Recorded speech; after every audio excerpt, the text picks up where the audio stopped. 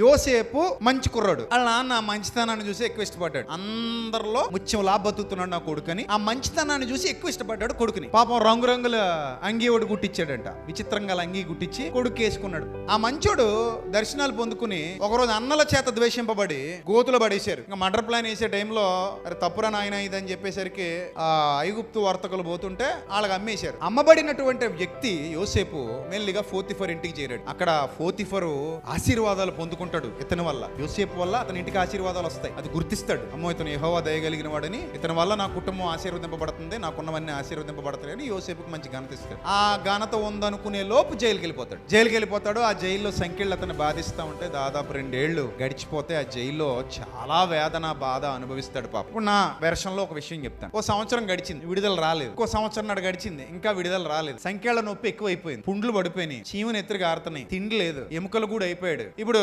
దేవుడిని తిట్టడం మొదలెట్టాడు అనుకోండి కాసేపు అనుకోండి, జరగలేదు అది అనుకోమంటున్నాను. సనగడం మొదలెట్టి దేవుడిని తిట్టడం మొదలెట్టి దేవుని దుర్భాషలు ఆడటం మొదలుపెట్టి ఇలాంటి దేవుడు అని నేను అనవసరంగా నమ్ముకున్నానని ఏదేదో అనేసి ఇష్టం వచ్చినట్టు అనేసాడు అనుకుందాం కాసేపు. ఎన్నాళ్లలో పోగొట్టుకున్నాడు ప్రైజ్. ఇంకొక 6 నెలల్లో ప్రైజ్ వస్తుంది, సర్ప్రైజ్ వస్తుంది. సర్ప్రైజ్. ఆ సర్ప్రైజ్ దేంతో పోగొట్టుకున్నాడు?